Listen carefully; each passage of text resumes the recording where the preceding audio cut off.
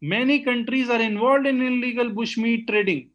Bushmeat trading means the trade in wildlife meat. The humans, they love to, they have created their own habits, like they feel to have exotic animals on their table. So that is increasing the chances. Then exhaustive agriculture practices like use of pesticides, use of fertilizers. Now this includes livestock farming. Exhaustive livestock farming, we are now more dependent upon livestock than before. It has increased almost three times in last 30 years, the livestock farming. uh, so this has resulted in uh, tr- this is can result in transmission of diseases from animals, from animals uh, to the humans. Excessive livestock farming, and I told you about the pollution, the way we are polluting the environment, air pollution. The situation is as bad as before in several parts of the world after the lockdown was removed. In NCR in India, in Lucknow, AQI is again poor. Now, these cities which are highly impacted by air pollution, they are also more impacted due to COVID-19, which is a disease caused, which is an airborne disease, impacts our lungs. So those cities which are more impacted by air pollution are also more impacted by COVID-19. Climate change, I have already discussed about. Unplanned urbanization is another problem, another issue. The population density in the cities, we are not controlling it. The situation is not very good in big cities, the urban centers of the world, the huge population with most of it living in bad condition, unhygienic conditions. Even they do not get proper food, and unhygienic conditions increase the chances of transmission of diseases. So the thickly populated cities are more impacted due to COVID-19 than the villages or suburban regions. So these all show that how environment can impact a biological disaster as well, converting it into a pandemic if we do not take care of our environment. So there are several solutions, biological solutions which we can have, biotechnological solutions. I am a man of microbial biotechnology, so we do a lot of work. Biotechnological solutions, bioremediation, as you know, is a very good example where we use bioremediation, biotechnology to to remove the pollutants, to remove oil spills. There are several success stories of bioremediation, and it is increasing. You see, the uh, it is 8.3% from 2017 to 2025. It is predicted that bioremediation sector will increase. Similarly, microbial enzymes production will also increase with time. And there are several enzymes which are based on microbes, which we get from microbes. These are not non-polluting. Biofuels, biomethanol, bioethanol, biodiesel, biogas, these can be used in, now we have blended petrol also in our oil stations. The use of these will increase in future. These can be the solutions, the biological solutions, the sustainable solutions. Biofuel consumption is also increasing by the day. Bioplastics are coming up with the help of plants, with the help of microorganisms, and production of bioplastics will increase. Biocontrol, metal chelation, microorganisms, they do so many other things. Bioremediation I have already discussed about. You see the success stories. Alaska oil spill was managed through bioremediation. Several other oil spills were managed through bioremediation. I am showing some pictures here, but I will move on. Uh, just in the end, I will show you one of my success stories, what we have done in the fields using microorganisms. Remediation of saline soils. I work on bioremediation and biofertilizers, bioinoculants using microorganisms. We have collected some microbes. This saline situation is very bad. It is increasing. It is a dynamic situation where the saline soils are increasing day by day around the globe. Asia is the most affected continent in terms of soil salinity. You see, these are the pictures of saline soils occurring from around the globe. Not sorry, no, these are the pictures which we have taken from the villages near Lucknow and Kanpur. in central UP. So these are very saline soils. The farmers in this region are poor because of the very low productivity of these soils. Because of salinity, we have collected some microorganisms from these regions with my team, with my research scholars, and selected some of these strains and developed bioinoculants. And we went for the field trials. We initially did the experiments in the lab.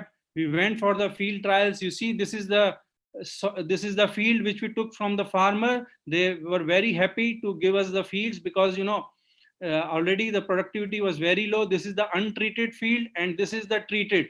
This is the treatment which we have given, the bioinoculants which we have added. So you see the transformation, the control and the treatment. You see in this slide, all around there are bushes.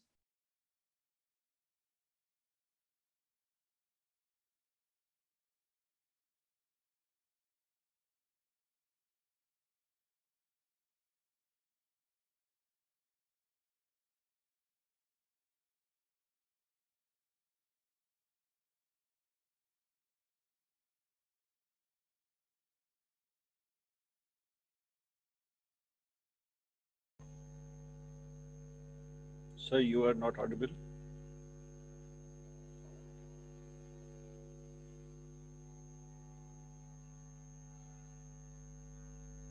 Hello. Maybe some issue at. हाँ अमित जी शायद connection sir का कुछ Yes, sir. Problem होगा. Some issue there.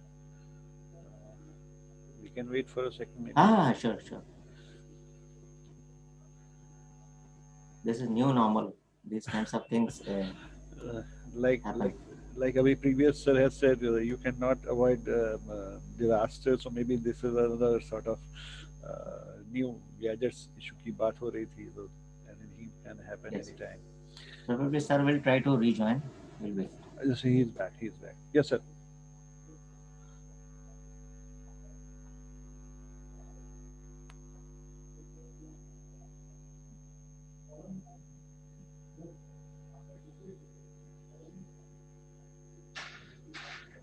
Join again, sir.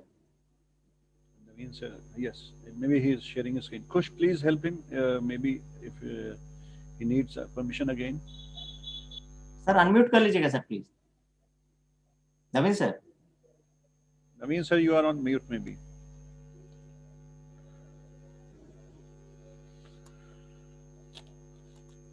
Hello. Yes, sir. Sir, you are on mute, sir.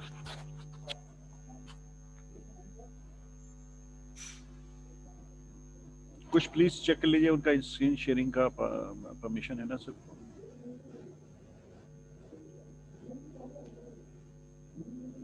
या sir को mute है, unmute कर दो please.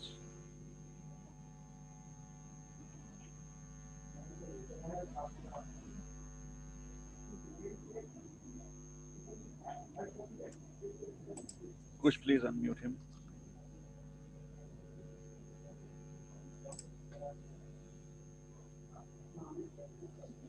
Now it is maybe. Sir. Is it visible? Sir, you are audible. Sir, Kush, please देखिए उनकी screen sharing का permission. Just आप दे सकते हो या अभी?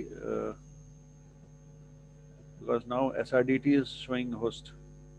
Kush, please. Yes, sir. SRDT. Just a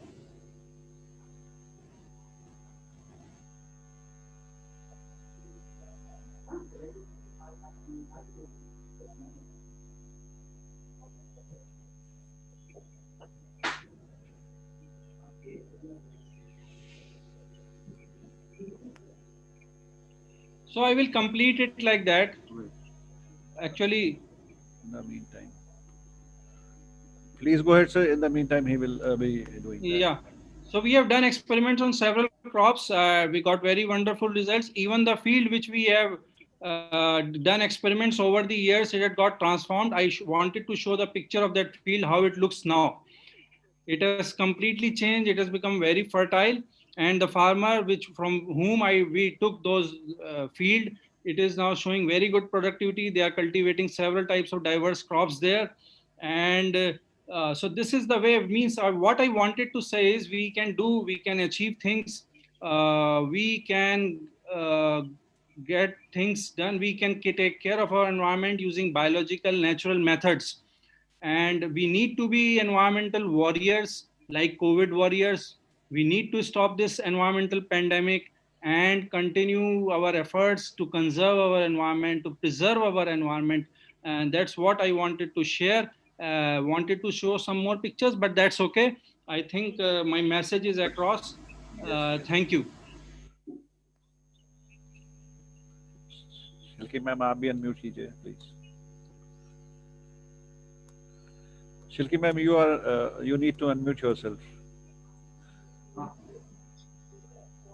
कुछ प्लीज देखिए कोई अनम्यूट नहीं हो पा रहा है.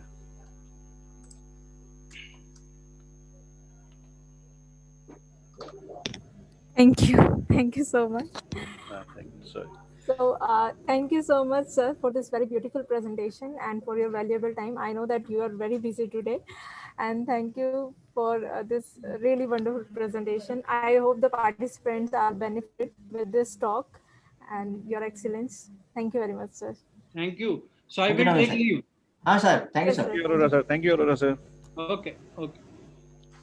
So our next speaker is Mr. P.K. Rao, former Director UP Fire Service, and sir is an engineer and president at Institution of Fire Engineers India. He has presented 2 papers at USA, and he is trained in Japan under JICA program. Mr. P.K. Rao. Mr. P.K. Rao has developed the first fire robo and search camera in India under DST program. Sir, we welcome you here, and over to you for your presentation. Sir, sir को unmute कर दीजिए, host please. Kush, please unmute Pravendra Kumar Rao sir. Can you make me co-host? Kush, please make co-host to Shilki ma'am. Yes. Yes, now I'm unmuted. Yes, Rao Yes. sir. And good morning to everybody. And I'm very thankful to NIDM and Sri Ram Sarup Memorial University for giving me chance. And what I can observe that there are so many experts available on different topics. But the status of fire service, especially in academics, is not so much developed as you people are. So today I am telling about only, my focus will be on the work you people are doing in the way the person can do the research. I have visited so many countries and I compare my country in regards to fire safety developments. So here our fire professionals, they are, our Indian fire service is a reactive part. When there is a fire, they do very good job. And this in this COVID period, also whole of the Indian fire service was engaged in the working, spraying the for decontamination, etc. So this was also a lesson for the Indian fire services. Now I will come to the point. You may know that every year 24,000 to 25,000 people are dying in fire and fire related incidents. This is a second to road accident, that is 1,50,000. There is only one fire engineering college in India that is only running the bachelors. Somehow I did my master's and doing my PhD.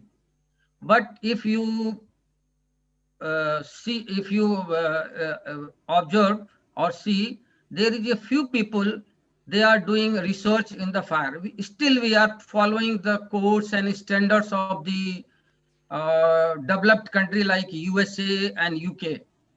So there is a need for the research in the field of fire engineering. If you, there are so many things.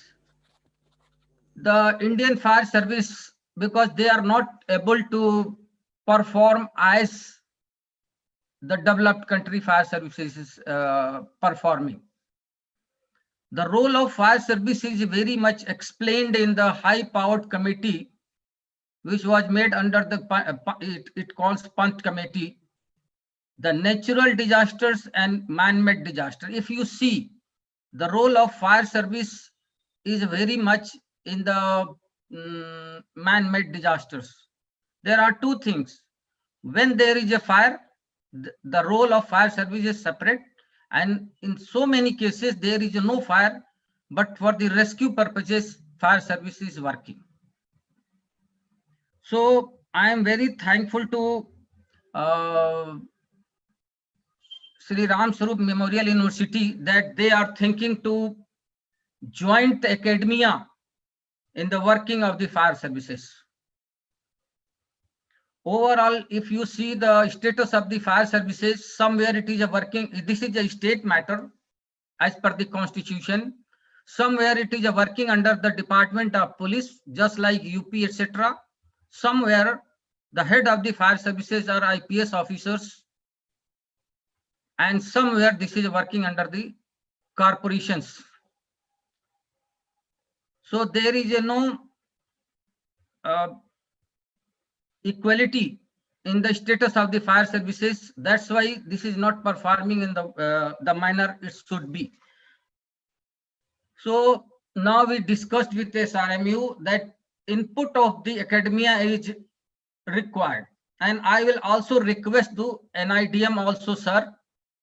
You do so many lectures, you participate so many people, but the fire service people are not participated well and not represented, even NDMA also. And we are losing 24,000 people every year. If you calculate in 10 years, this is one of the biggest disaster where we are losing the life. As per the general insurance companies, per year we are losing 1,000 crores insured property. And in rural area, there is a lot of property that is not insured, that is not included in this loss. So I will request, I have not come here to teach something about the fire services, how to extinguish the fire. But we are, because NIDM and DMA is there, they make the policy. So they have to take care of the fire services also. They have to start some research, scholarships, like the developed country, they give a scholarship. Yeah, they propose people doing MBA in fire services, masters in fire services, and PhD in fire services. Then the status of the fire service will be improved. There, I will tell you, sir, in the Indian fire service, there is a 1 or 2 person who has done PhD after the ME fire. This is the situation, because we are having 98% of real firefighters. They are not involved in the academia. So who will who will do the research work? So I will request NIDM also to take care of the losses due to fire and fire incidents.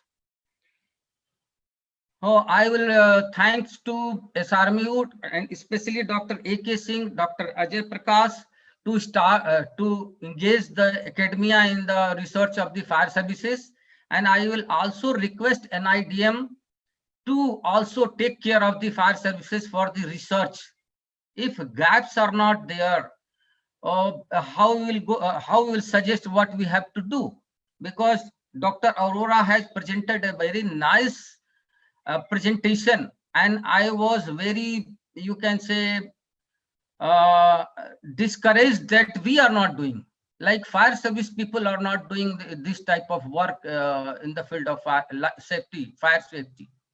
So this is my, no, I'm not, so I will conclude that we have to think for the higher education in the fire services.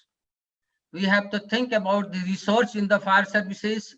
And I will tell you, sir, still our the home department, they have not collected a proper data of the fire losses and the loss of the life, and what is how this the data can be analyzed and can be used for saving the lives.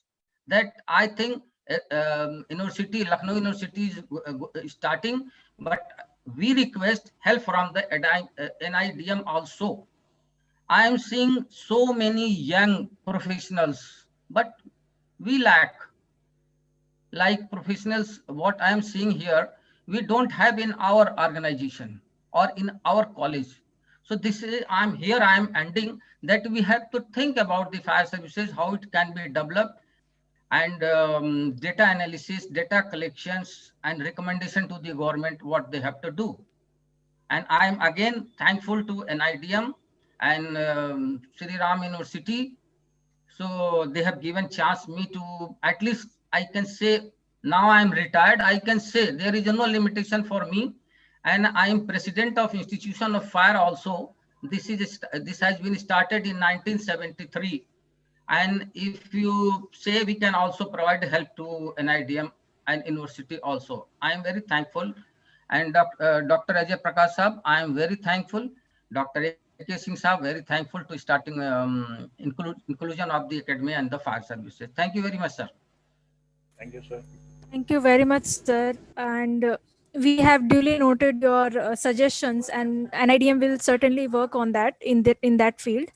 And thank you very much for your wonderful deliberations, and thank you for your time.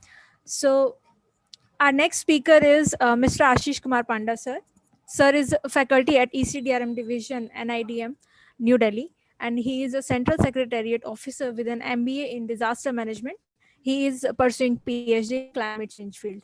He has more than 5 years of working experience in Disaster Management Division of MHA, and he joined NIDM as a faculty member in 2019, September, and currently looking after the forestry, biodiversity, and animal inclusive disaster risk reduction section of ECDRM division of NIDM.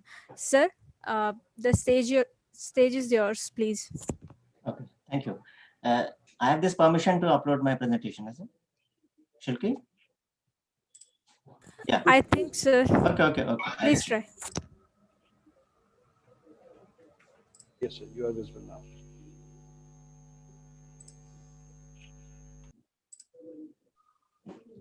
Is it visible? Full screen? Yes, sir, visible. Please go ahead. Thank you.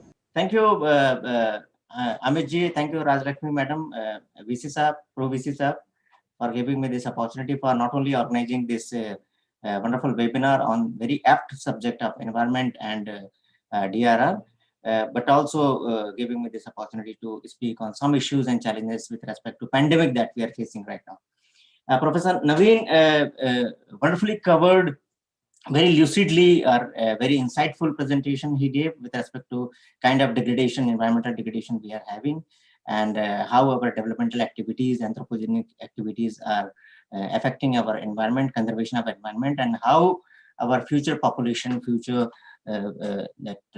coming population is going to be affected with respect to our own existence. I also thank Sri Raoji for bringing this important aspect of firefighting as far as our country is concerned. In a recent discussion, this point came out as far as authorized buildings are concerned in Delhi, NCR, and Rajasthan, Haryana areas, where these high-rise buildings are there. Number of fire incidents are very, very less. These incidents mostly take place in unauthorized areas, and you rightly mentioned that skilled manpower is lacking in this field, and R&D efforts have to be made as far as fire regime is concerned in our country. So we have noted down these important aspects, sir, and we will work on that. Thank you so much. So I will speak on the current pandemic, the changing environment, and some issues and challenges that we should be looking forward to with respect to managing environment in times to come. So with the beginning of the civilization, as we all remember that we have taken our environment for granted, I would dare to say, we have manipulated the nature with respect to our greed for development, our greed for much more than what is required for our own existence through industrialization, through development of more cities, and providing our population with respect to their habitat and encroaching more into the forest areas and things like that. But it brings environmental fallouts also, like air and water pollution, climate change issues, then ozone layer depletion, and global warming. Most of the things have been covered by Professor Naveen. We are into the times of this COVID-19. This has wreaked havoc across the globe with respect to loss, fatality, loss of lives, with respect to falling economies, and also livelihoods and mental peace losses that we have garnered, we have observed in the recent past 8 to 9 months. But on the other side, we have seen outstanding positive impact with respect to what we have seen in the environment. With as far as we have observed non-functioning of industries, it resulted in decreased industrial waste emissions. We have also observed decreased emission of GHGs because of lesser activity of the humankind with respect to not only working from home issues, and also lesser vehicles on the roads and things like that. We also observed lesser power demand. It resulted into decreased use of fossil fuels or conventional energy sources in the last 9 to 10 months. Some examples I can quote as far as India is concerned. Our own Delhi, which in the year 2014, WHO categorized Delhi as #1 polluted city across the globe. But in the recent lockdown times, we have observed cleaner skies in Delhi. We used to see flamingos, these rare birds which come to Navi Mumbai areas. 25% increase their population this year because of this lockdown measures. This Haridwar picture, you can see the Ganga water never was potable, which can be used for drinking. But of late, some research activities have taken place, and they have given the result that now this water is so clean that this can be used for drinking purpose. You can see this dolphin, rare species. Since 1970s, we are missing dolphins in the Ganges, in Calcutta basins, but in recent times we have observed dolphins also. From areas like Saharanpur, from areas like Udhampur in Punjab, we have observed Himalayas, very clean Himalayas we can see due to this lessening of air pollution. So these are some visible positive environmental impacts with respect to this pandemic. But definitely, when there are positive impacts, there will be negative impacts as well. As far as positive impacts are concerned, because of this lockdown travel restrictions, because of reduced fossil fuel consumption, because of our less working outside our homes, working from home, and reducing transport, reducing industrial activities. So we had lesser GHG emissions, we had lesser pollutions, we had lesser better air qualities, and we also saw ecological restoration by the nature also. As far as negative impacts are concerned, lots of medical waste through this PPE kits, through these gloves, through these masks that we are dumping in the open areas. Then also increase in the this industrial waste also, municipal waste also. Then because of recycling activities getting lessened in the society, so it is being dumped like anything.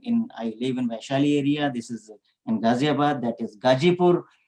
Mountains of this west that you can observe over there. Though these are degrading our environment like anything. In coming few slides, we are going to observe the impact upon environment with respect to this pandemic. As far as air pollution is concerned, this GHG emissions we can talk about. Because of this pandemic, we observed that these industries, transportation businesses, and their companies, they closed down, and the level of air pollution reduced like anything, 50% to the extent in many places, like this gaseous emissions of N2O, of carbon monoxide, that reduced to 50%, 60% emission standards due to shutdowns of heavy industries. Many countries, US, Canada, including our own India also, another important aspect of NO2 that got reduced. Usually it is emitted from the burning of fossil fuels, 80% of which comes from motor vehicle exhaust. So because of this lockdowns and lesser number of vehicles upon the roads, we saw 50% reduction of NO2 as well. And if we believe one report by European Environmental Agency, recent prediction, this NO2 emission has dropped nearly 60% in many European countries as well. Levels of this NO2 and PM particulate matter 2.5, also particulate matter 10, that has also reduced as far as our Delhi NCR is concerned to the extent of 70% also. And vehicle and aviation sector, these are two important sectors which are great contributors with respect to GHG emissions, and that has reduced like anything. International Energy Agency IEA has reported that oil demand for the year 2020 that reduced to nearly 4 lakh barrels globally. Coal-based power generation also reduced 26% as far as India is concerned. And UK-based climate science and policy website Carbon Brief has recently reported this pandemic could cut 1,600 metric tons of carbon dioxide, equivalent to more than 4% of what was the global total of 2019 last year. If you talk about the water pollution, because of in our developing countries or these poor countries, what we do, we domestic and industrial waste, we allow it to be dumped into rivers without any kind of treatment. But because this major industrial sources, they did not work in the times of lockdowns, in the times of pandemic, so there was reduced pollution. One report says that our Ganges, our Ganga Nadi also, there are 36 real-time monitoring stations where from no less than 27 monitoring stations, they have observed that the water is now of permissible limit of drinking or using for bathing and clothing purposes. So there is a sudden drop of visitors into locales where this Ganga Nadi is there, and then reduction of sewage and industrial effluents into these areas. These are the resultant that we are observing clean Ganga these days. Also in Uttarakhand, this Pollution Control Board, it has reported, you talk about pH value, you talk about dissolved oxygen, you talk about biochemical oxygen demand. So everything has improved like anything, only barring one thing, that is coliform. So even that can be treated, and that the waters in the rivers of Uttarakhand that can be used without any danger. This concentration of PS, electric conductivity, and BOD, everything has improved like anything as far as many perennial rivers in our country is concerned. Industrial water consumption has also reduced. Construction activity was reduced to bare minimum. So because of that, water and soil pollution got reduced. And movement of merchant ships also, that was debarred in many areas, in many continents, in many seas. We could observe that this Professor Naveen was talking about oil spills. So that effect has also been reduced because of this pandemic. As far as noise pollution, this is very, very important. It affects our physiological health. It affects probably cardiovascular disorders also. It brings hypertensions. It also gives sleep shortnesses also. These noise pollution, because of our own industrial activities, our own human activities, that got reduced in the times of pandemic. So drastic reduction with respect to noise pollution also was observed. It also helps our relations with our animals, these wildlife animals, because of noise pollution, that changing balance in the predator and prey detection that got improved like anything. And it also negatively affects the invertebrates in our environment, which are responsible for environmental processes. So because of the noise pollution, so they don't perform properly. So because of this pandemic, we could observe some positive changes as far as noise pollution is concerned. And in Delhi, one report says that to the extent of 40 to 50% enhancement with respect to noise quality and lesser noise pollution we could observe. Central Pollution Control Board says that noise pollution of residential areas of Delhi in the daytime, which used to be 55 decibels, in the night, which used to be 45 decibels, it got reduced to some 10 to 15 decibel points with respect to daytime and nighttime. So that was a positive side. And now I can quote from my side that we could hear the chirping of birds, which are in the range of 40 to 50 decibels. So we could very easily listen to the chirping of the birds and measure sounds, the sounds of the moving waters and things like that. So these are some good signs that we could observe in the times of pandemic with respect to its effect upon the environment and nature. Over the past few years, this tourism sector got developed like anything because of our technical advances, because of our per capita income enhancement, and it also contributes greatly to our GDP, our nation's state's GDPs. And tourism industry probably is responsible for 8% of global GHG's emissions. But because of this pandemic timings and lesser permissions to tourism sector, so tourist activities have reduced like anything, and we could see lesser GHG emissions at the tourist locales. So pandemic reduced tourism activities that we could observe color of seawater in coastal tourist spots very beautiful, clean sea water you can see, because due to activities of tourists of swimming, bathing, playing and riding motorized boats, this water is always in turbid positions.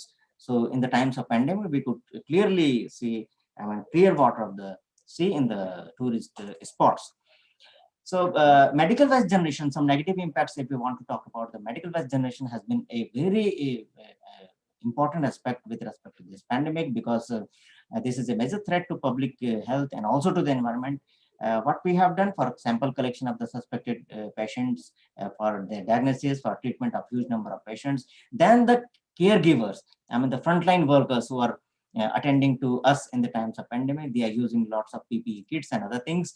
So it enhances this waste generation as far as medical waste generation is concerned. One example I can quote: Wuhan in China, where this pandemic started, it produced more than 240 metric tons of medical waste every day. It is almost 190 metric tons higher than the normal times.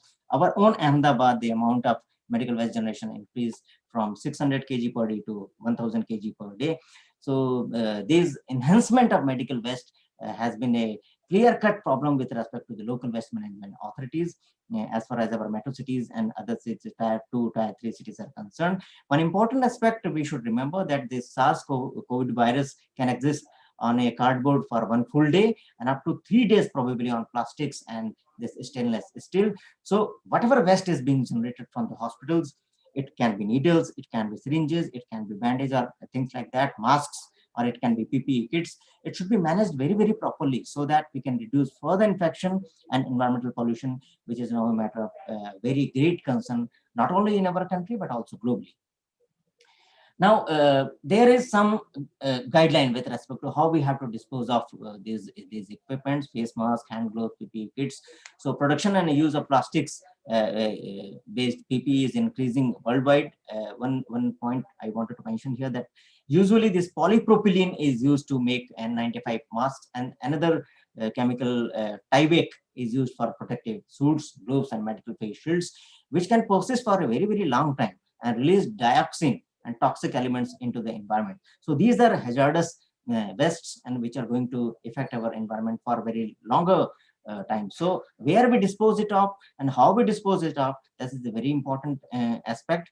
Experts and responsible authorities always come up with guidelines and some suggestions how this should be treated. But we as individuals, we as citizens, responsible citizens of our country, we have got duties, responsibilities. So we have to adhere to those guidelines very seriously. And mixing up these wastes, it always increases the risk of disease transmission and also gives exposure to the persons who are attending to these wastes. So the waste workers, we also have to save their lives also in future. So we have to be very, very careful with respect to disposing of these wastes. As far as municipalities are concerned, the solid waste generation and reduction of recycling, the increase of municipal waste, it can be organic, it can be inorganic. It has direct and indirect effect with respect to environment. It can affect our air, it can affect our water, it can affect our soil. Also, this pandemic has led to an increase in demand of online shopping. Now, people are not moving to the shops directly. If you pardon the last 2-3 months when we have started opening our lockdowns, but they have gone for this online shopping like anything for the last 6 to 7 months, which ultimately increases the amount of household waste with respect to shipped packaged materials. So waste recycling is a very good thing, but due to pandemic, many countries have postponed these recycling activities in their countries, and this is going to create a very, very great problem with respect to how these things are to be disposed of in times to come. As far as USA is concerned, 46% recycling activities has been reduced same is the case with United Kingdom, Italy, and also in our country. So disruption of routine municipal waste management, which used to take place before this COVID, now that has stopped to a certain extent. So waste recovery and recycling activity, that is increasingly being the problem of this local municipality authorities, and this is directly going to landfilling areas, Gazipur I mentioned, and it is also going to the environment, and these pollutants are increasing like anything, not only in India but also worldwide. Some other aspects of effect, if we can talk about in the recently, wherever you go to the roads, you go to the offices, you go to your own home. We have been trying lots of disinfectants so that we can reduce the risk of COVID-19. But such extensive use of these disinfectants, alcohol-based disinfectants, may kill some other important beneficial species also. Some bacteria are very important in our day-to-day lives, but they get killed because of this use of disinfectant, which is going to create lots of ecological imbalances, biodiversity losses. So moreover, this SARS virus was also detected in our patients' feces also, and also from municipal wastewater. Now remember, in developing countries, poor countries, these feces and this municipal wastewater is allowed to go to the water bodies, allowed to go to the rivers. So it is drained directly into nearby aquatic bodies and rivers without any treatment. So that is a great problem as far as poor countries and developing countries are concerned. So like China also strengthened the disinfection process by what it did. It started using lots of chlorine into the wastewater, but that is another problem. Excessive use of chlorine in water might give lots of another health hazards and harmful byproducts that are going to be harmful to not only human species, but also plant and other animal species as well. So we have to think about it, and more R&D has to be done in this aspect. So several mechanism strategies are there, how we have to go about it. In the coming slides, I'm going to talk about that. So potential strategy, one important aspect can be sustainable industrialization. We have to move towards less energy intensive industries. We have to move towards cleaner fuels and technology using industries, and a strong energy efficient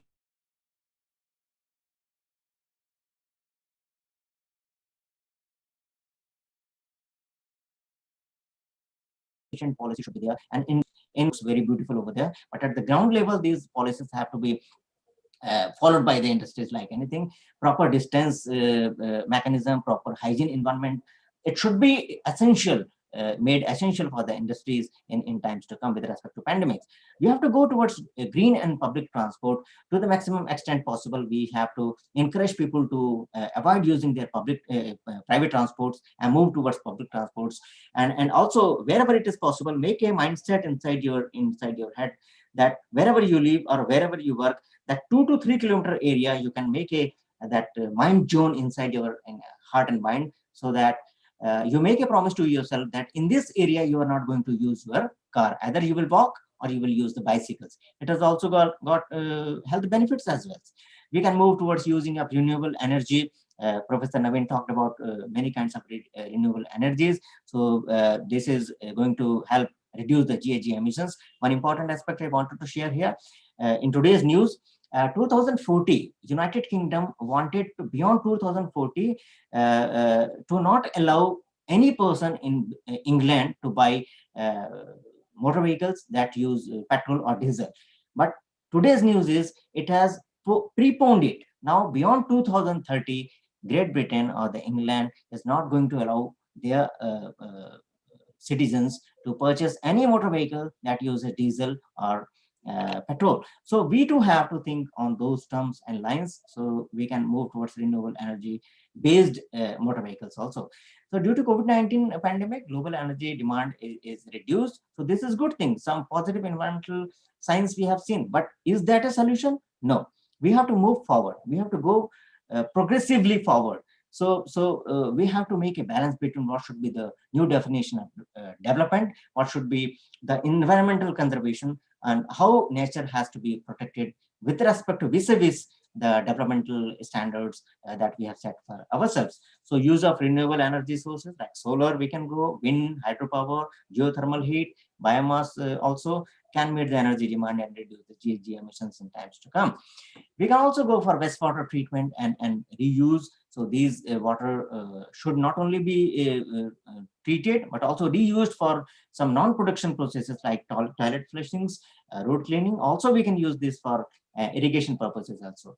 Then waste recycling and reuse should be in such a fashion, industries should be kept in side by side in such a fashion that waste from one industry can be used as an ingredient to be used for the other kind of industry. So industries have to help each other with respect to waste recycling and also reusing the byproducts that has been recycled. Then hazardous and infectious medical waste I have talked about. We have to follow the WHO guidelines, but government has to come forward with respect to how to bring this awareness among the common citizen with respect to how to deal with medical waste. Then ecological restoration and ecotourism has to be developed, and we have to move towards those directions where we don't depend upon machines, we don't depend upon things which are not natural as far as tourism is concerned. Then we have to make lots of behavioral changes also in our day-to-day lives. We have to believe, like Mahatma Gandhi once said, that earth has probably everything for our needs, but it doesn't have anything for our greeds.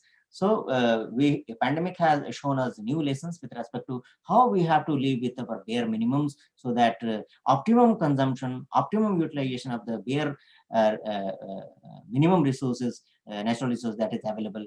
I talked about earth 2020, it fell upon August 22. So beyond August 22, we have been using earth like that fixed deposits of natural resources.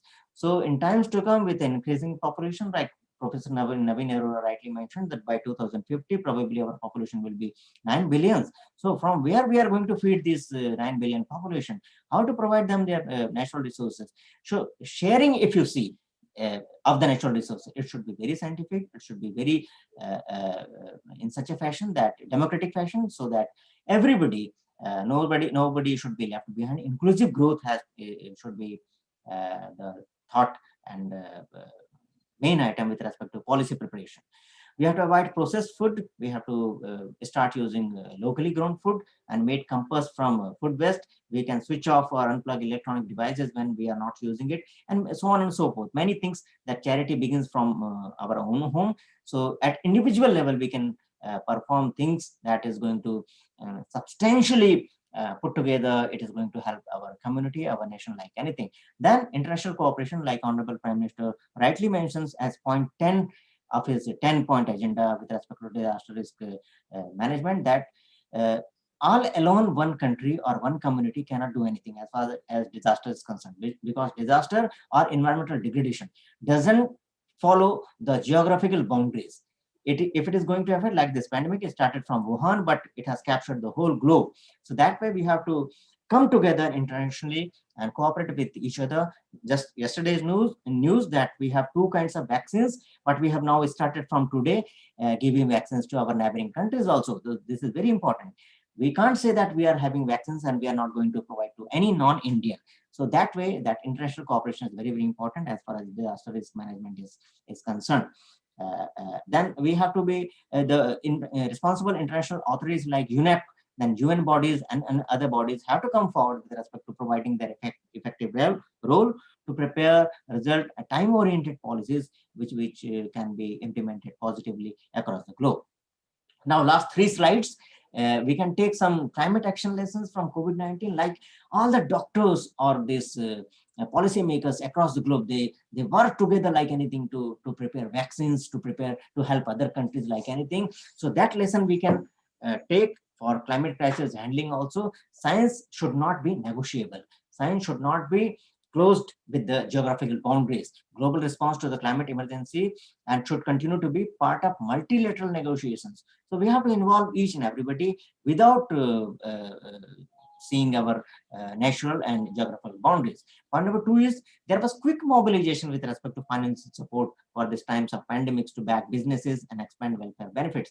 So these kinds of practices has to be followed as far as climate crisis handling is concerned, because we know that for every dollar that we invest in the mitigation purposes, in the climate resilient infrastructure purposes, probably in the future we are going to save $6 or $7 when a climate crisis affects us or a disaster visits our door. So the third point is this tragedy of commons, over exploitation of common goods without consideration for the long-term needs. That is a very big problem. If you remember, in the USA, when pandemic started, people went to the stores and bought toilet paper like anything. So there was a shortage of toilet paper. So this is tragedy of commons. we have to take this lesson towards this climate crisis handling. So we have to move towards equally important are investments to restore clean air, water, and then equitable sharing with all kinds of masses, all kinds of population. There should not be any distinction with respect to caste, creed, culture, or a nation is rich, a nation is poor. So everybody has to be given that share with respect to natural resources and things like that. Then any disaster, forget about this pandemic, it strikes the most vulnerable population of any country or any community. So we have to, nobody should be left behind. This is the message by the Honorable Prime Minister in his 10-point agenda also. So in the climate crisis handling situations, we have to include poor farmers, we have to include people who lack access to basic services, we have to include people who are living in slums. So just because they are poor, they don't have the right to natural resource sharing, they don't have a right to disaster management practices. It should not be the situation. Then COVID-19 driven disruption, there are many sectors, transport sector, medicine sector, tourism sector, got disrupted like anything, and it was disrupted immediately and very hard hit in the times of pandemic. So we have to take this lesson to the climate crisis handling situations, the opportunity to develop systems. We have to develop those kinds of systems which are able to increase their own resilience, not only their own resilience, but also support some other sectors also with respect to providing value chains, with respect to providing necessary ingredients, with respect to climate sensitive sectors and issues. Then fixing and making sustainable the food system. This was a big lesson in the times of pandemic, and IPCC documents the impacts of climate change also on agriculture. So what we have to do, we have to go for ecological rotation of crops, we have to go for robust estimation of the true cost of the food, and also reduce our food waste, fair trade, drastically reducing pesticides also. So many nature-based solutions that Professor Gupta talked about in his inaugural speech. And lastly, we have to ensure credible information sharing and not fake news. Rumor mongering is the byproduct of any disaster. We have to save our population with respect to that. Only authenticated news and updates should be shared with people, and this is very important area. So scientific facts, as far as climate crisis handling is concerned, scientific facts and knowledge should be brought widely to the attention of the common public in the local language so that they are benefited, and it also helps avoiding speculations. It also helps avoid misconstrued theories also. So that way I move forward. This is the last slide. These are the way forwards. We have to move towards low carbon pathways. All the NGOs, think tanks, academia, activists, they have to move forward and come to the government showing long-term economic and resilience gains, reports, some research activities, so that government is forced to bring low carbon pathways into their policy books. And those businesses should be assisted by the government who are doing drastic cuts on the emissions, GHG emissions. Then industry, this banks and this financial institutions should come forward and help those industries who are working in this direction. As far as COVID-19 effect is concerned, we faced shorter supply chains, we faced reduced business travels. It gave a very big lesson with respect to our insuring agencies, with respect to our financial investors. They should factor such risks like this. It can be shorter supply chains, it can be reduced business travels, and this has to be inculcated into their endeavors they invest their money into. So also we have to make climate crisis people campaign. We have to bring forward, we have to bring the community forward so that they become the champions with respect to climate crisis issues and come forward their innovative ideas and participate in any plan and policy processes and their implementation at the ground level. We have to also involve the young population. In today's, I'm so happy to see that more than 350 young chaps are attending in today's program. So we have to involve this young population.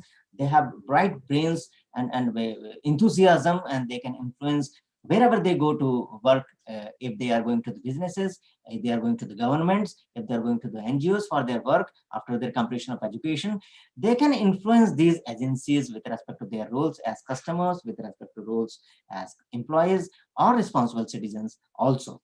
So there should be national consensus also with respect to long-term planning, how it should be there, and only short-term goals are never going to bear fruits with respect to impact of this pandemic on the environment.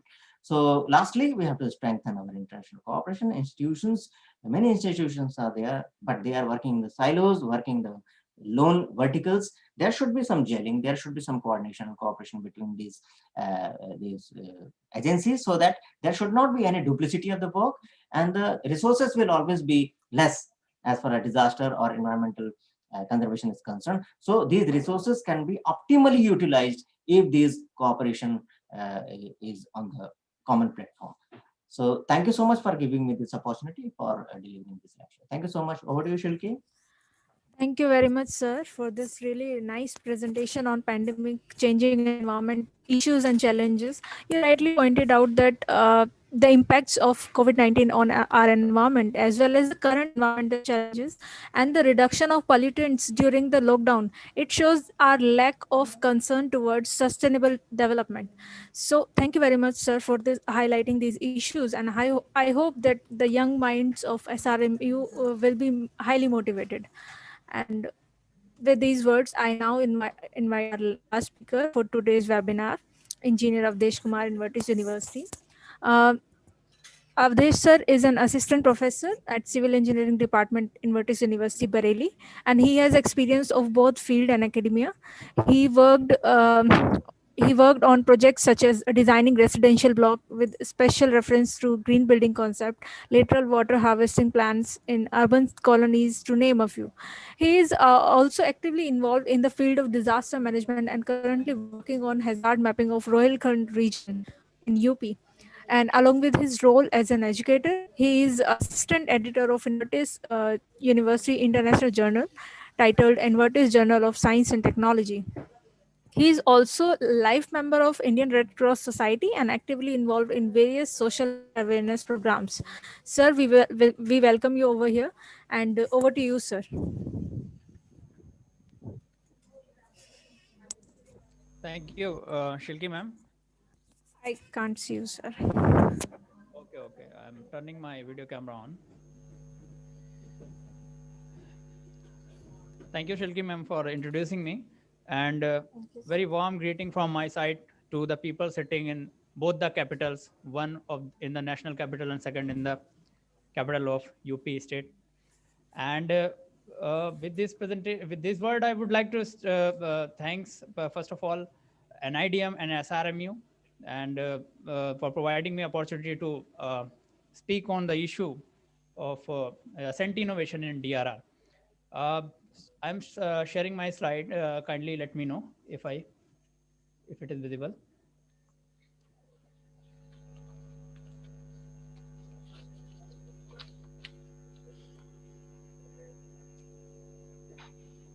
हाँ sir, Hello. full screen कर आगे दीजिए, से। please. Yes, you are.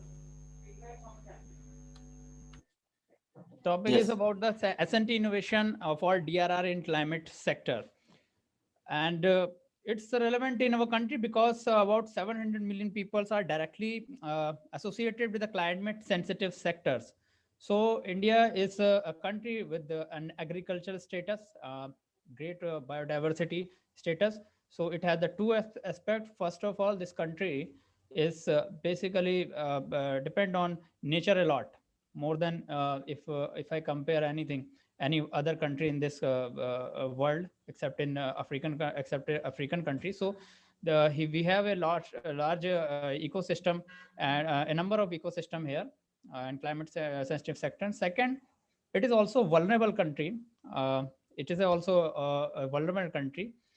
On one side, the Conservation International in 1998 designate this country among the 17 mega biodiversity status country, having had those enlisted in the country, those who have the mega biodiversity status. At the same time, we have a status of most vulnerable country, some of the most vulnerable country of the world. So what the SNT or science and technology can help in reducing the vulnerability of our country from the natural disaster that are induced, especially particularly from the climate change and global warming issues. This is going to be addressed in this presentation. nowadays, as is in the previous presentation, Ashish Panda sir said that our sensitize the issue of COVID-19 and the challenges that we have and how we are tackling with them. So this topic of COVID-19 we can consider with this small wave. And now we also seen somewhere this type of recession when 29.9% GDP got down in the and then now we are waiting for this one. So climate change is bigger challenge than any of the pandemic that the world ever had faced. Or we are on a very very formal, I would say, not in a very serious, because climate change is worsening day by day, so we can say that we are not doing up to the mark. So what we can do this, we can understand first of all, because in his presentation, Professor Naveen Arora sir explained the concept of global warming and climate change in a very interactive way. So this NASA's GISS climate model simulation is in front of you in this slide. So this was the Goddard Institute of Space Studies and Climate Model Simulation. And it was presented in the fourth assessment report in the IPCC's fourth assessment. It was the same assessment about which the Professor Anil Gupta sir was talking about, for which the IPCC and Al Gore got a Nobel Prize, and then actually this climate change issue and disaster linkage got magnifying in the world, or highlighted in the world. So this you can see that it is a model that is showing the surface air temperature in all around the world, and this you can see how it is getting a pace in each decade. So this yellow color, you can see the rising temperature as per the scale by zero point 0.5. This is the scale when plus 1 plus 0.1 plus 0.5 0.1 2 3 degree. So as you can say, this screen is entirely filling with the yellow color and then reddish color. And if you see this meaning of this reddish color, then you can see what it will be the scenario in 2100, because this model is actually estimating, actually showing the scenario of projected climate change in the period of 1880 and 2100. So this is a very timely organized webinar on such a relevant issue, specifically particularly in the country like the India. The duties and responsibility and also the challenges are very high. So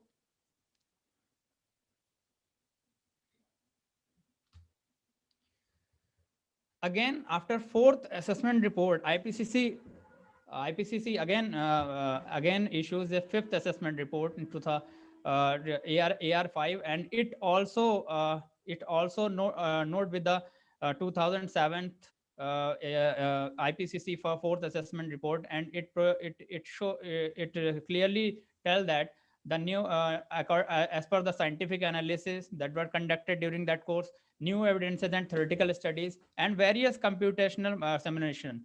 And this shows that in 2007 assessment was right, and the greenhouse gas in Earth's atmosphere is changing the climate in a serious note. So in the near future, all the climate sensitive sectors, whether it's agriculture, forestry, or other similar sectors that are directly dependent upon nature, they are going to be seriously affected from this climate change issue, and may result it into the disaster. And it was also confirmed with the activity that were later the world seen in the form of various disasters. So the link, if we see the linkage of climate and disaster linkage, there are many.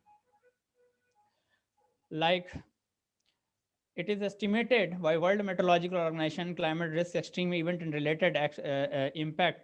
It was a figure that is showing the impact of climate change on the various sector, including the oceans. The ocean acidification is going on. Climate change threatens the peatland ecosystems, and approximate plus 1600 deaths are associated with the heat waves and wild wave. And India is we all know that it is impacted by heat wave every year, including the Bihar heat wave, and in 2019, and recently we have seen this incidences of cold wave also. So global ocean oxygen continuously going down, and as per the scientific studies, if in any water body the dissolved oxygen go down below 4 parts per million or ppm, then it will vanish the entire aquatic life. So it is threat to the multiple ecosystem, and moreover that it is the threat to the existence of the human being on the planet. And here comes the climate and calamity connection. And it is a report that was released on the occasion of World Disaster Risk Reduction Day.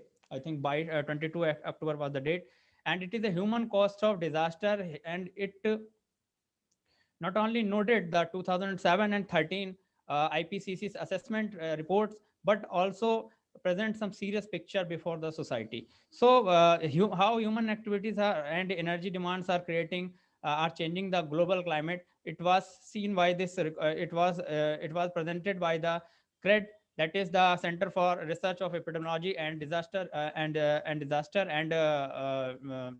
UNICIDR, that is United Nations Disaster Risk Reduction.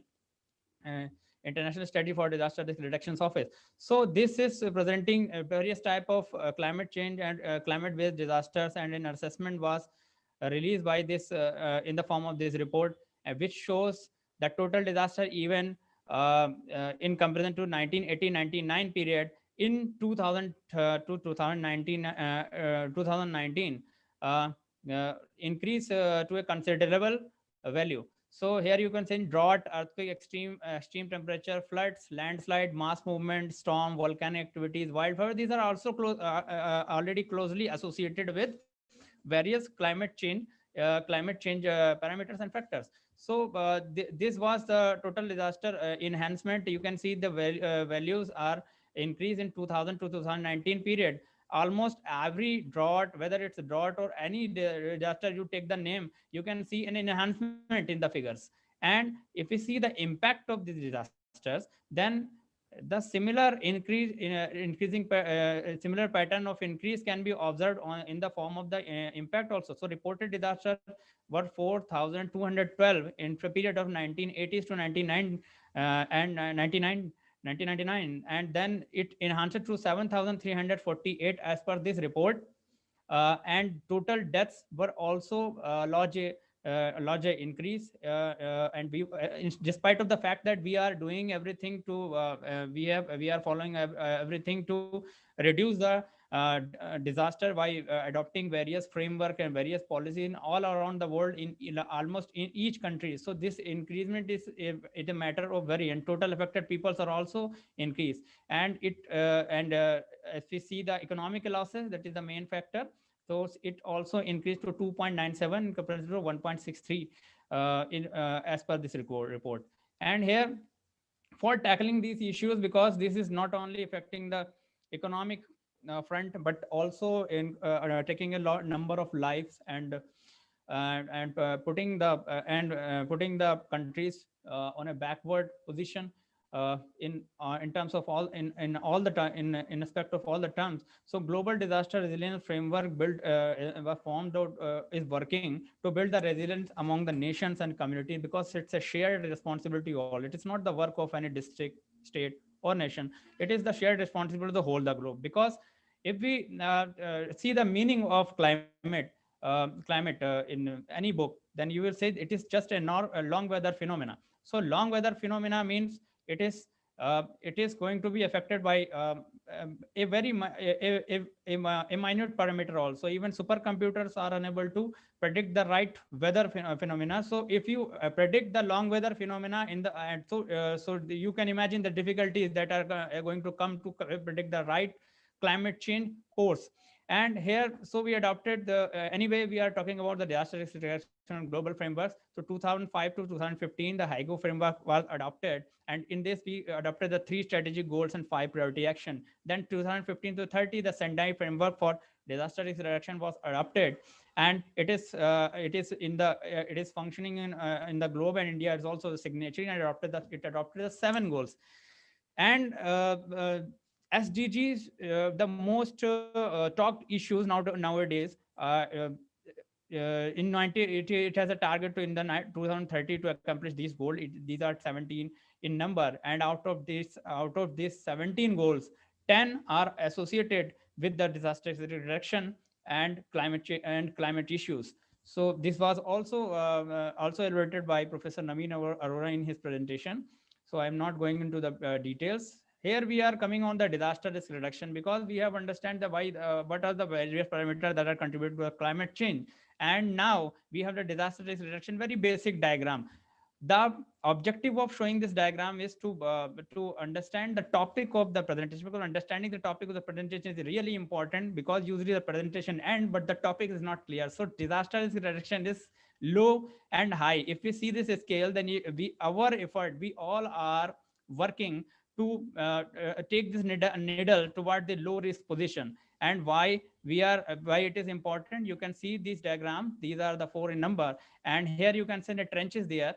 It has a long length, but a very shallow depth, but a shallow depth. If anyone fall down in this, so there is not considerable impact on that person, but the probability very high to fall down in this trench is probability very high, and in this probability is very low, but the low impact is also low. And in the third figure you can see, if this person fall down, then only God can save him, because the risk is very high. So low probability and high effect. And here you can see the situation is really like rest in peace. So this is high probability and high impact. So anyone is going to fall. So what if I ask the question during my presentation, that what the people who are listening this presentation is going to choose, then obviously this low probability and low impact is there. So this condition does not naturally exist. We have to achieve it, but with our effort. So these effort, what we are doing with the science or technology, this is going to be addressed with this presentation.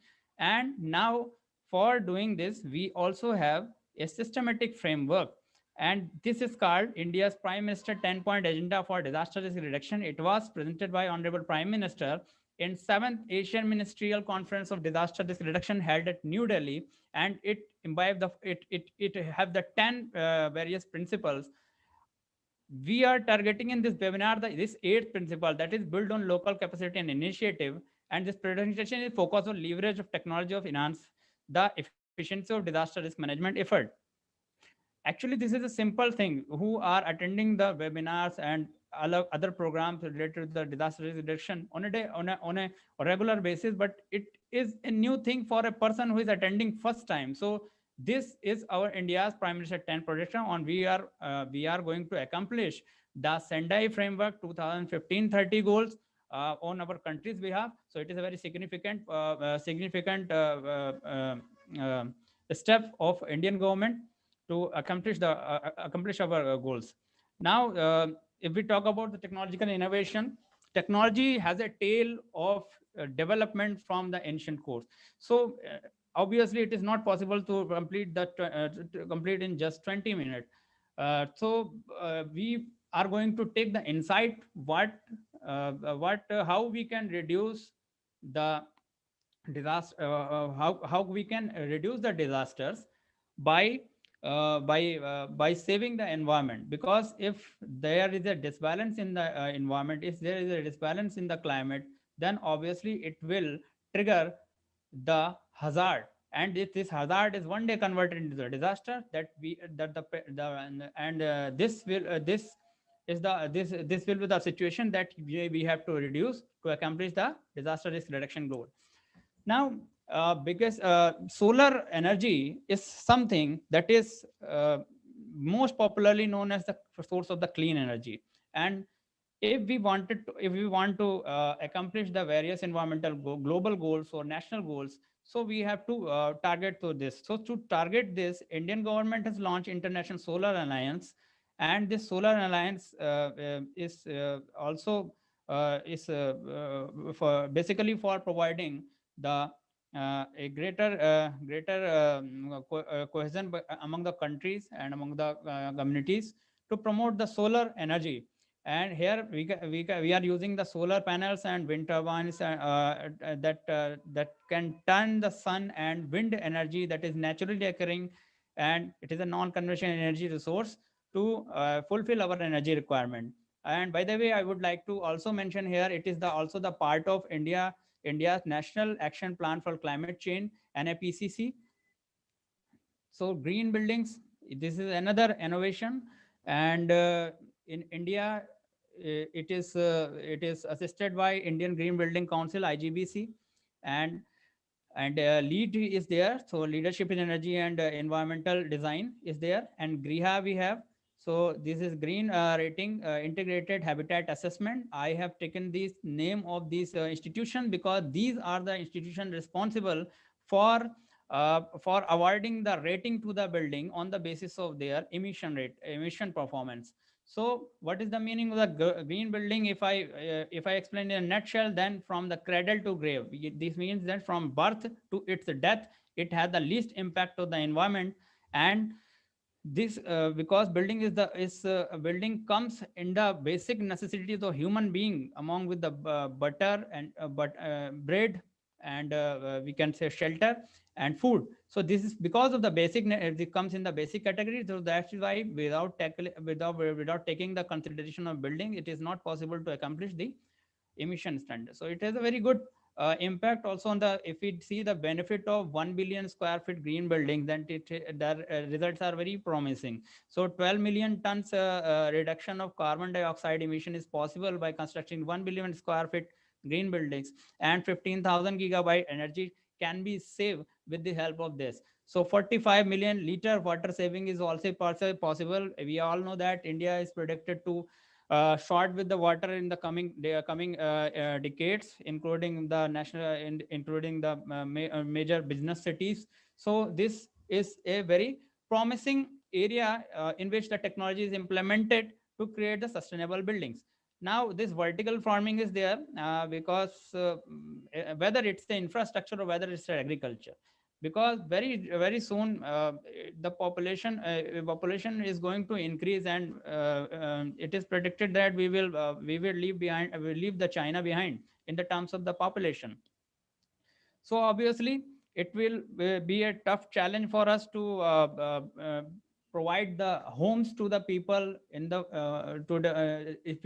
if everyone try to make his home in a horizontal development manner, it is not possible, because we have to go for the vertical development in which a small in which a small area we can build a number of houses. Similarly, this vertical farming is a new concept, because I have already explained that agriculture is a climate sensitive sector, because agriculture is depend largely on the occurrence of monsoon in the country, and monsoon is depend upon the climate issues. If any phenomena that is disturbing the climate, or if the climate is changed, and it is really that is, so it is certainly going to hit the agriculture sector a lot. Data you can find on the Indian Agriculture Research Institution website. They are already predicted the harmful consequences of climate change on the agriculture. So that is why we have adopted the vertical farming. In vertical farming, the maximum yield can be adopted, and this reduces the transportation cost, and it uses the minimal water, because we can reuse the water from one plant to another. So lesser space for the crops is required. Food grow organically, cheaper in the long. There was the time when the people were promoting the fertilizers a lot in the country, but now people are going toward growing the organically. So this is also another aspect. And here we can see the pictures, or real pictures of vertical farming in this scene. So vertical farming, you can see they have developed a number of plants here in just a small space. This you can see the greenhouse and photovoltaic glazed. Imagine the situation that we are talking about the solar panels. So solar panel usually mounted on the roof. Try to imagine a situation in which your entire buildings covering is able to generate the electricity. So this is that technology. So it is the building have the integrated photovoltaics, BIPV glazing, that produces the energy, and that convert the whole building envelope into the solar panel. So this is also a concept. And kinetic football, also known as the PEBGEN. So PAVE stand for the pavement and gen stand for the generation. So pavement is able to generate the electricity by the movement of the pedestrian here. Similar concept, the kinetic roads. Kinetic roads are there with the load of the vehicles. Roads are able to generate the electricity with the by using the piezoelectric transducer. The people from the physics background can understand that when a piezoelectric material is compressed, then it stores and then transfer. So with this phenomena, the two phenomena, it is able to generate an electromotive force EMF, and that ultimately result into the electricity generation. Some some interesting example from European countries. They considered this methane emitted per animal per year, and they estimated this. It is data from the NASA Goddard Institute for Space Science Environment Protection Agency. So this by this mechanism, they make a hole in the body of the animal and extract the methane from their body and collect this. So this is a very good have very good calorific value and used as a fuel also. Obviously, a number of human rights organizations and animal rights organizations have blamed this technology, but it is in use in the some of the European countries. Now, remote sensing, you can say monitoring is an essential part, because without monitoring, it is not possible to achieve the goals. So remote sensing systems are very good in predicting this deforestation. So Sir, yes, ma'am. Avdesh, sir, Please. can you just wrap it shortly? Okay. I'm wrapping it. Please, sir. I think I'm exceeding from the 20 minutes. Okay. So transport situation landscape is there. Landscaping is so you can see the transport, various transport. So we are moving toward the electrical vehicle. You can see this electrical vehicle, and electric vehicle are using the electricity and charging points for the movement of the vehicles on the roads. So it will save the petrol and diesel. And biodiesels are there. It is also can be generated from the cattle, and also from the seeds of some flowers. uh, then we have India's climate change. So Indian climate change, you can see this entire coastal area is projected to inundate in the near future. So that is why we have some coastal technologies also there, and it including both structural and non-structural measures. So beach nourishment, artificial dunes, sea dikes, storm surge, land claim. So these are some name of the technology by which we can save this entire coast of vulnerable coast. Because if the coast inundate, then it will result into the huge migration also. It will another headache. Now, future of protection technology. So this model is about the wildfire protection. Wildfire is also a problem. We have seen the Australian bushfire in a tough challenge. Now the flood protection is there. India is vulnerable to the flood prone countries, Bihar, Bengal like regions. So these type of technologies are there that can automatically generate the alert or warning, and this information can be used by the authorities to evacuate and making the plans. The earthquake predictions is also there. It is in the beginning stage. So we are trying to predict the earthquake, especially particularly those areas which can be predicted, like the fault or volcanic sites, etc. And the tail of we cannot forget the tail of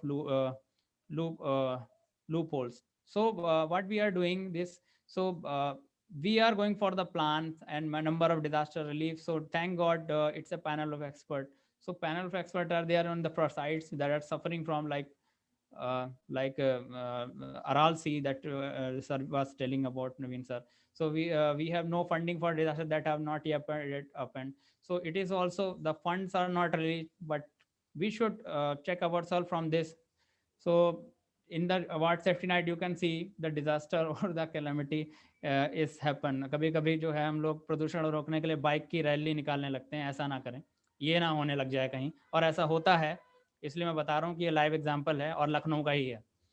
मैं उस time Lucknow में ही था जब मैंने ये scene देखा था, तो मैंने इसे डाला. इसके बाद हम इस we are collaborating. We have to collaborate better then disaster in all aspect. field, academy, all should come and go for the research and actual operations. So pandemic, climate change, conflict. Otherwise, we are going to see the graph. That's all. We will make plan and it is not going to implement. Then it is a nutshell story of this. At the last, Ashish sir also said this quotation, and I'm also repeating this because it's a quotation on which our country should work, or not only our country but entire world. So earth provides the enough to satisfy every man's need, but not every man's greed. We should keep in our mind, in our policies, in our plans, in our all the things that we are planning for the future in the direction of disaster reduction and climate change. With these words, I would like to sum up. Thank you so much, and sorry Tilki ma'am for taking so much time. No, no, no, sir. It's fine. So thank you very much, sir, for this really nice presentation and enlightening session and valuable time at this webinar. And you highlighted the new technologies that are being used to for sustainable development. And thank you once again. Now, as we are moving towards the end of this program, and I invite Dr. Amit Sinha for summarizing today's webinar. Sir, over to you. Thank you, ma'am. In true sense, I'm so grateful to all the speakers and the ED and NIDM and my DC sir and Provisy sir to give an opportunity to conduct such webinar. It was from the very outset, like Professor A.K. Gupta ji started the question, raised the question, how to shape the new normal, and that when we need to answer this question ourselves. So he has given where even the two words he has coined, eco-DRR, and the other word was NBS, how nature will give nature-based solutions. So maybe that is the core thing we need to look upon in times to come. And then Pro-VC SRMU, Professor Ajay Prakash sir, even he said, gave the importance of vocal, local, and global. Even the 6th point of it in the DRR is where we are trying to create a network of university across country as per the mandate of Honorable Prime Minister. And it is very important in the times, in today's time. And he presented the case of systematic preparedness of various disasters and how India is almost least affected country because of India incorporated the systematic preparedness towards current pandemic, how Prime Minister asked us to get engaged in keeping distances and all. And then Vice Chancellor sir from SRMU, he gave us almost a global scenario from India, from America, and from many countries. And he gave the example of Al Gore, how the temperature was rising. And he gave the very important key words. If we are not preparing, we are going to perish. So that was again a very important point to be understood, how we can move ahead.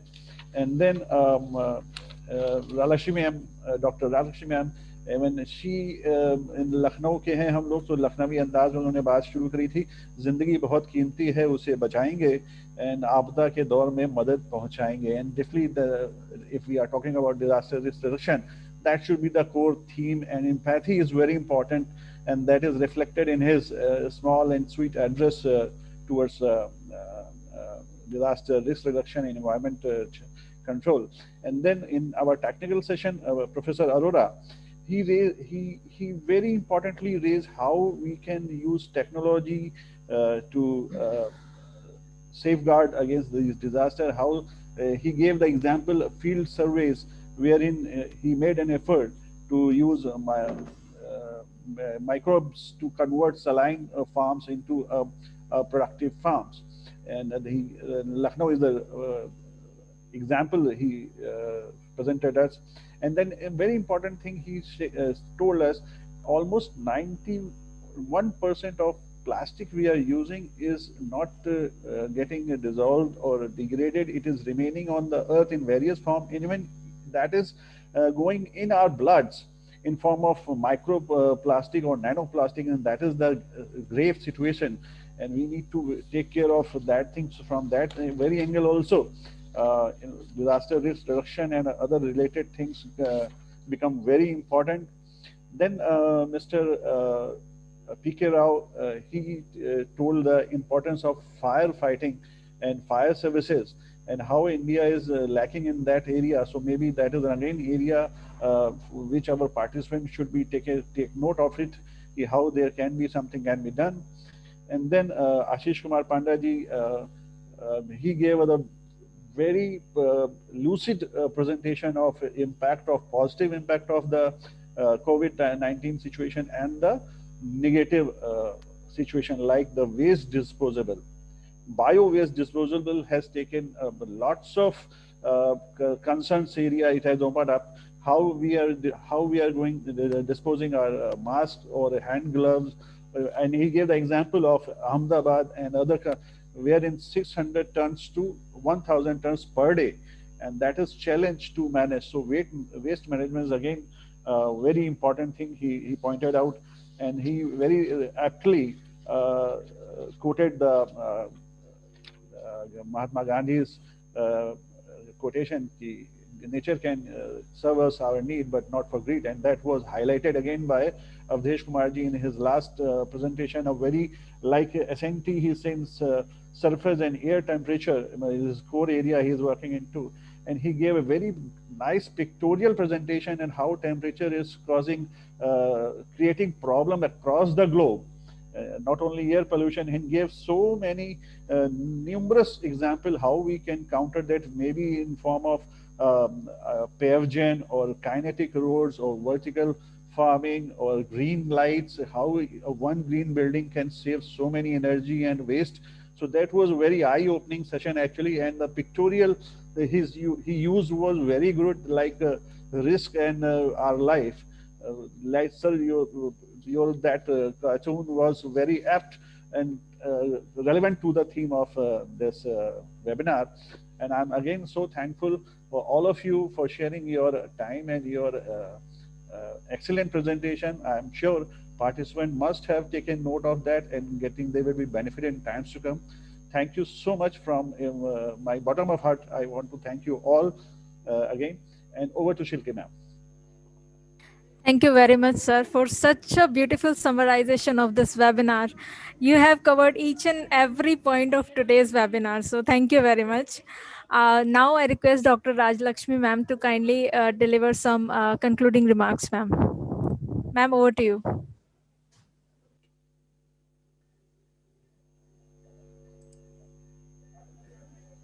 Hello. Unmute कर दीजिए उनको please. Please unmute her. Yes, actually that was the problem. I was muted that time. It was such a wonderful presentation. Everybody has spoken so well. We have enriched a lot, and like Panna sir and the whole NIDM team, we are expecting a lot, and we are actually ready to shoulder like all the responsibility which we can cater for the development of society. I really want to thank NIDM, all the eminent speaker, Dr. Gupta, Avdesh ji, Panna sir, and Rao sir, and the technical team of mine, like who are always there, Kush, Aviral, Nitesh, Karthik, everybody. Sir, बहुत problems आई थी and everything they have managed so beautifully, and above all Shilpi ma'am, who was continuous support to all of us. And we really want some more collaboration with NIDM, and sooner we want to have a center of excellence of disaster management at our university. So thank you so very much. Over to you, Shilpi ma'am. Thank you so much. Thank you very much, ma'am. So I now request Ashish sir to kindly give some closing remarks at the end of this webinar. देखिए, मैं एक बात कहता हूँ कि ये programme successful क्यों है. राजा लक्ष्मी मैडम एंथुसियाज्म में अपना रूम छोड़ के एनवायरनमेंट टॉपिक है वो ओपन एनवायरनमेंट में चली गई. देखिए ये प्रोग्राम सक्सेसफुल है. ठीक है, थैंक यू एवरीबॉडी. अच्छा, मैं कुछ पॉइंट्स कहना चाहूँगा यहाँ पे.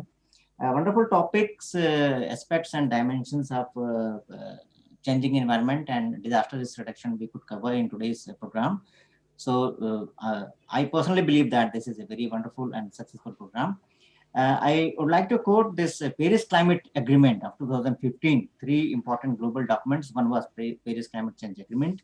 So after 5 years, if we retrospect or examine, then there are important points that we have to ponder upon. One is to achieve long-term temperature goal, countries have to come forward to aim to reach global peaking of greenhouse gas emissions as soon as possible, so that to achieve a climate neutral world by the mid of this century, that is 2050.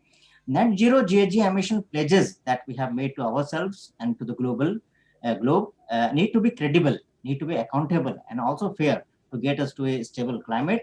And not all states will be in a position to pledge net zero targets, nor should they be expected to do that. So all the states, including India, can, however, pledge actions that are credible, accountable, and fair. That's point number 2.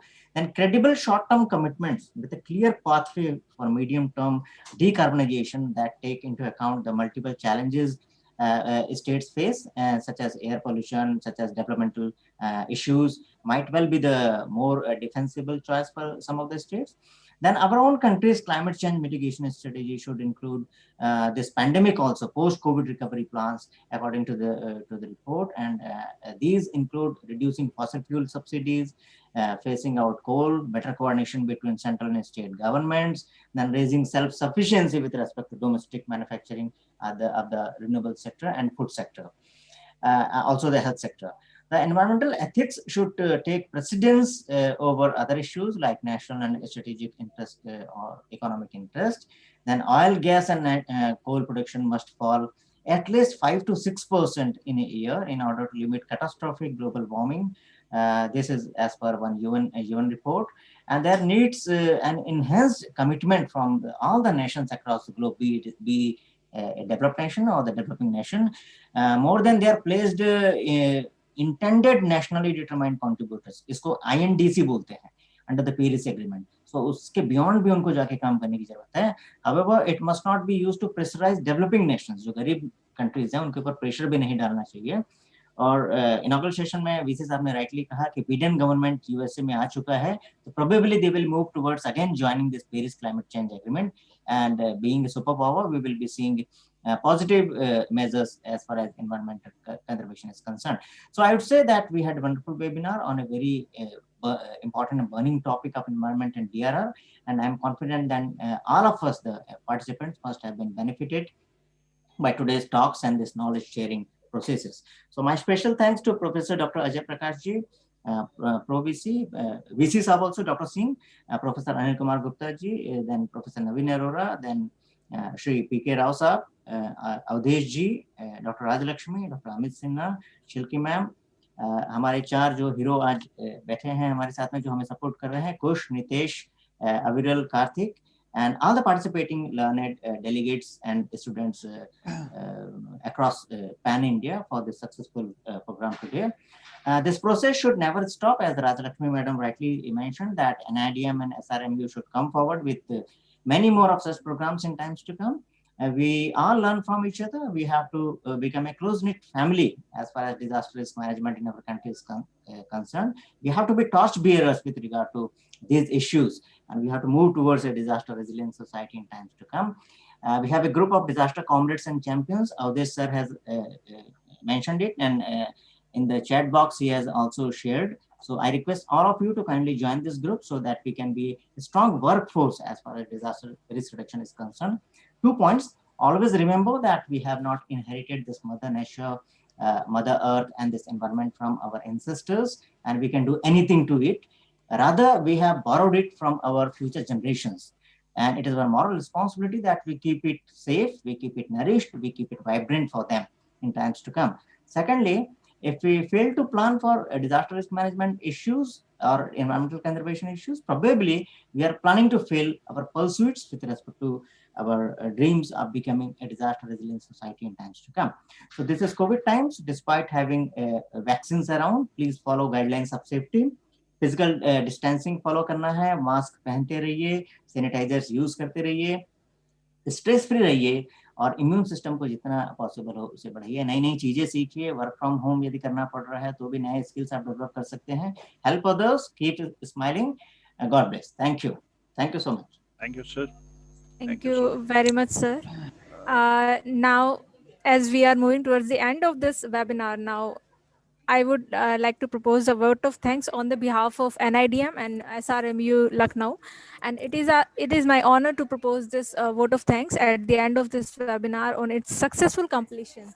I thank our honorable patrons of this program, Executive Director NIDM, Major General Manoj Kumar Bindalji, Vice Chancellor SRMU Professor Dr. A.K. Singh, and Pro VC Sir for their guidance for holding such webinar so successfully. I thank all the eminent speakers, distinguished delegates, student coordinators for smooth functioning of the program, and last but not the least, the participants for taking time out of their busy schedules and to join this webinar and making it fruitful.